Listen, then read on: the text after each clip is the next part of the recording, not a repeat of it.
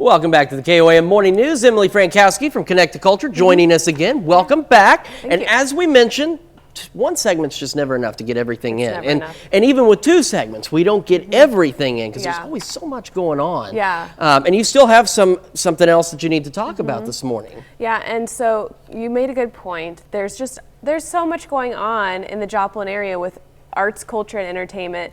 There's not enough time to talk about it, so do visit connecttoculture.org and take a look at our calendar because we collect over 40 different arts and cultural organizations' information, and we distill it down so that you constantly have access and you never don't know what's going on.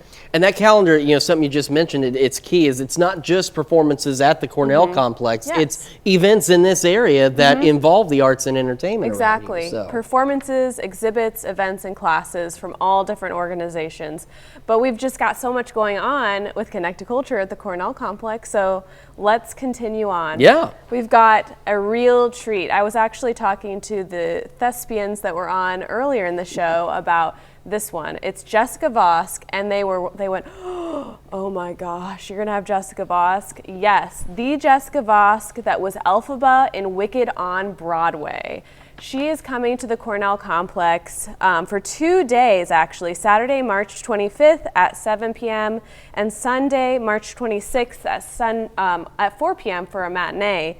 And if you don't know Jessica Vosk, she has an amazing powerhouse voice. Elphaba on Broadway, as I said, has been in other Broadway shows. She actually worked on Wall Street for a while before she was on Broadway and just said, I'm quitting this. Like my dream is to be a Broadway star, and then she did it.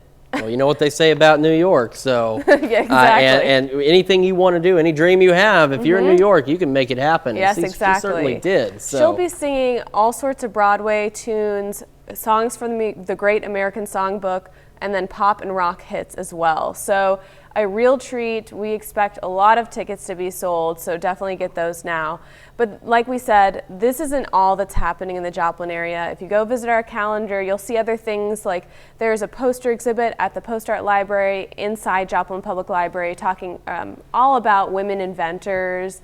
Also coming up at Spiva Center for the Arts, which is our, I guess you could say, housemate inside the Cornell Complex because they live in there with us.